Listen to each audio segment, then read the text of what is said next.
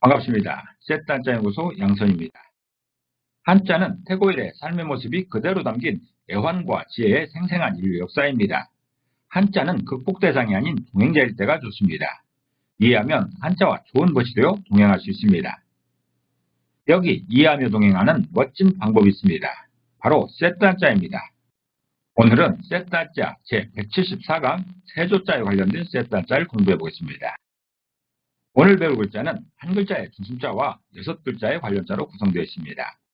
배경을 살펴보겠습니다. 중심자는 세조자이고 독수리 같은 큰 새의 모습과 비상하는 열정을 동시에 표현하고 있습니다.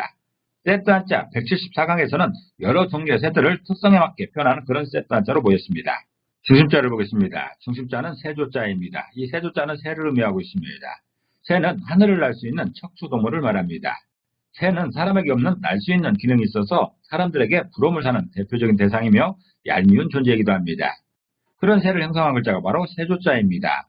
이 세조자는 머리로 치솟는 이 부리를 점조자로 표현하고 있고 노래하는 이 입을 말할 왈자로 표현하고 있습니다.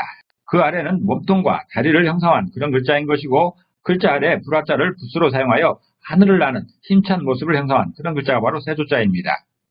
참고로 세조자는 독수리 같은 큰 새를 말하는 것이고 세추자는 참새 같은 작은 새를 의미하고 있습니다. 그렇지만 전반적인 새를 표현할 때는 세조자를 사용하기 때문에 중심자로 사용하고 있습니다. 이런 중심자 의미를 기억하면서 관련자들을 살펴보겠습니다. 첫 번째 관련자는 닭개자입니다. 닭개자는 닭을 의미합니다. 해당 부서로는 어떻게 또는 무엇을 의미하면서 궁금하다를 표현하고 있는 어찌 해자와 새를 의미하는 세조자로 구성되어 있습니다. 닭개자를 이미지로 표현해보면 어찌 해자에 해당되는 궁금해하는 물음표와 사람의 이미지가 있습니다. 그리고 세조자에 해당하는 새의 이미지가 있습니다. 이렇게 두 이미지가 결합된 모양이 닭개자여서 닭개자가 표현하는 그 닭은 새인지 아닌지 궁금하다라는 그런 뜻입니다. 닭은 꿩과의 새로 분류됩니다. 그러나 닭을 새로 구분하기에는 아쉬운 점도 많이 있습니다. 새의 대표적인 기능은 하늘을 자유롭게 날 수 있는 것인데 닭은 가끔씩 날개를 퍼덕거리며 지붕 위로 올라가는 것을 제외하면 걷는 짐승이라 해야지 날 수 있는 새라고 하기는 어렵습니다. 그래서 닭은 새라고 하기에는 긴 것도 아니고 아닌 것도 아닌 애매한 위치에 있습니다. 여기서 부서로 사용되는 어찌 해자는 난감한 상황을 표현할 때 주로 사용됩니다. 어찌할까 궁금한 상황을 표현하는 것입니다. 닭을 새로 봐야 할지 아닐지 난감하여 닭개자에는 어찌 해자와 세조자를 결합시켜 놓은 것입니다. 닭개자는 닭이 새인지 아닌지 궁금하다라는 그런 표현입니다. 두 번째 관련자는 까마귀 오자입니다. 까마귀 오자는 까마귀를 의미하고 있습니다. 해당 부서로는 하나를 의미하면서 입속에 혀를 표현하고 있는 한일자와 새를 의미하는 세조자로 구성되어 있습니다. 까마귀 오자를 이미지로 표현해보면 세조자에 해당되는 새의 이미지가 있습니다. 그리고 입안에 혀가 없어서 쉿 하고 있는 말 못하게 하는 이런 이미지가 있습니다. 이렇게 두 이미지가 결합된 모양이 까마귀 오자여서 까마귀 오자가 표현하는 그 까마귀는 혀가 없는 새다라는 그런 뜻입니다. 까마귀는 전통적으로 흉조에 속합니다. 사자성어 중에 오합지졸이나 오비일학 등에서 알 수 있듯이 질서도 없고 리더도 없는 부실한 경우나 또는 재수없는 일에 엮인 그런 부정적인 상황에서 까마귀가 등장하고 있습니다. 그래서 까마귀 오자는 세조자의 입에 혀가 없는 그런 모양을 표현하고 있는 것입니다. 혀가 없어 말을 못하니 소통이 안 되어 우왕좌왕하는 것이라고 설명하는 것입니다. 까마귀 오자는 새 중에 혀가 없는 새가 까마귀다라고 표현하고 있습니다. 실제로 까마귀 집단은 리더가 없는 단순한 집합체라고 합니다. 그래서 까마귀 떼를 보면 질서 정연한 맛은 전혀 없는 것입니다. 이를 형성한 글자가 바로 까마귀 오자입니다. 세 번째 관련자는 갈매기 구자입니다. 갈매기 구자는 갈매기를 의미하고 있습니다. 해당 부서로는 구역이나 구분을 의미하고 있는 구역 구자와 새를 의미하는 세조자로 구성되어 있습니다. 갈매기 구자를 이미지로 표현해보면 구역 구자에 해당되는 두 집단으로 확실하게 구분되어 있는 이런 이미지가 있습니다. 그리고 세조자에 해당되는 새의 이미지가 있습니다. 이렇게 두 이미지가 결합된 모양이 갈매기 구자여서 갈매기 구자가 표현하는 그 갈매기는 활동구역이 새와 다르다라는 그런 뜻입니다. 일반 새들과 활동구역이 다르다는 것이죠. 갈매기는 해안과 조수가 밀려드는 강하구 또는 내륙의 호수 등에서 서식합니다. 물가에서 살아가는 특성 때문에 다른 새들과는 생활 영역이 구분됩니다.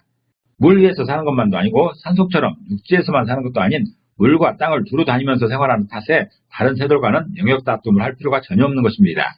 이것이 바로 갈매기를 다른 새들과 구분할 수 있는 가장 확실한 방법입니다. 갈매기 구자는 활동 영역이 다른 새들과 확연하게 구분되는 새가 갈매기다라고 표현하고 있습니다. 네 번째 관련자는 까치작자입니다. 까치작자는 까치를 의미합니다. 해당 부서로는 섞인다라는 의미의 섞일 착자와 새를 의미하는 새조자로 구성되어 있습니다. 까치작자를 이미지로 표현해보면 섞일 착자에 해당되는 여러 색깔의 종이약들을 섞어놓은 이런 모양이 있습니다. 그리고 새조자에 해당되는 새의 이미지가 있습니다. 이렇게 두 이미지가 결합된 모양이 까치작자여서 까치작자가 표현하는 그 까치는 이미지가 섞인 새다라는 그런 뜻입니다. 한국 유사에는 계림의 아진포에서 까치 소리를 듣고 배에 실려온 개를 열어봤더니 잘생긴 사내아기가 있었는데 훗날 탈의왕이 되었다는 석탈의 신화가 실려 있습니다. 이로 인해 까치는 귀한 사람이나 손님의 출현을 알리는 반가운 새로 여겨집니다. 또한 설날 새벽에 가장 먼저 까치 소리를 들으면 그의 운수가 대통한다고 하여 길조로 생각합니다. 그 외에도 많은 설화에서 까치를 좋은 징조로 여기고 있습니다. 반면에 까치는 잡식성으로 나무 열매나 곡물, 감자 등 농작물을 닥치는 대로 먹어치워서 농민들의 우한덩어리가 되기도 합니다. 또 다른 새 알이나 새끼 등을 잡아먹기도 해서 좋은 새라고 말하기 어려운 점이 많습니다. 까치의 이미지와 실제의 모습과는 상당히 큰 차이가 있는 것입니다. 어떤 새에게 좋고 나쁨이 이처럼 섞이기도 어려울 것입니다. 까치 작자는 섞인다는 의미의 섞일 착자와 새조자가 결합해서 이미지와 실제 모습이 다르게 섞인 새가 까치다라고 표현하고 있습니다. 다섯 번째 관련자는 비둘기 구자입니다. 비둘기 구자는 비둘기를 의미합니다. 해당 부수로는 숫자 9을 의미하는 9구자와 새를 의미하는 새조자로 구성되어 있습니다. 비둘기 구자를 이미지로 표현해보면 9구자에 해당되는 숫자 9의 이미지가 있습니다. 그리고 새조자에 해당되는 새의 이미지가 있습니다. 이렇게 두 이미지가 결합된 모양이 비둘기 구자여서 비둘기 구자가 표현하는 그 비둘기는 구구구 하며 소리내어 우는 새가 비둘기다라는 그런 뜻입니다. 비둘기는 성질이 온순하여 길들이기가 쉬운 새입니다. 날개의 힘이 강하여 멀리 날 수 있으며 귀소 본능이 있어서 원거리 통신에 쓰이기도 했습니다. 노아의 대홍수 때 물이 거친 마른 땅을 찾아내었던 사건 이후에 비둘기를 평화의 상징으로 여기기도 합니다. 그런 연유로 올림픽 개폐식에서 비둘기를 날리는 퍼포먼스를 통해서 평화를 선포하기도 합니다. 이런 특징을 뒤로하고 한자에서는 비둘기의 울음소리를 통해 비둘기를 표현하고 있습니다. 비둘기의 울음소리를 들리는 대로 표현하면 구구구구 소리냅니다. 그래서 비둘기 구자는 9구자를 부수로 사용해서 구구구 소리내는 새가 비둘기다라고 표현하고 있습니다. 여섯 번째 관련자는 원앙앙자입니다. 원앙앙자는 원앙을 의미합니다. 해당 부수는 가운데 중심을 표현하고 있는 가운데 앙자와 새를 의미하는 새조자로 구성되어 있습니다. 원앙앙자를 이미지로 표현해보면 가운데 앙자에 해당되는 그림의 가운데를 강조하고 있는 이런 이미지가 있습니다. 그리고 새조자에 해당되는 새의 이미지가 있습니다. 이렇게 두 이미지가 같은 모양이 원앙앙자여서 원앙앙자가 표현하는 그 원앙은 행실이 중심에 있는 새다라는 그런 뜻입니다.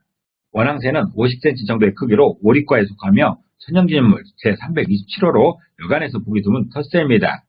원앙은 두 마리가 늘 함께 다닌다고 하여 화목하고 다정한 부부를 비유하는 말로 사용되기도 합니다.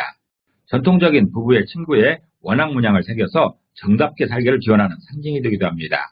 사람들이 보기에 가장 바람직한 배우자의 상으로 원앙을 꼽는다고 할 수 있을 것입니다.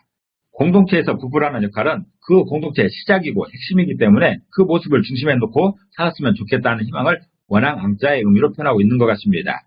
원앙앙자는 생활의 중심에 놓을 만한 새가 원앙이라고 표현합니다. 참고로 원앙이란 그 단어 중에 원자는 수것을 의미하고 앙자는 암것을 의미합니다.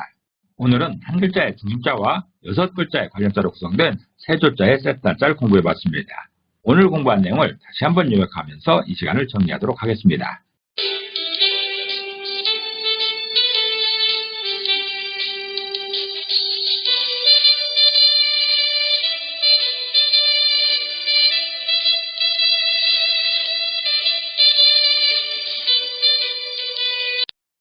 감사합니다.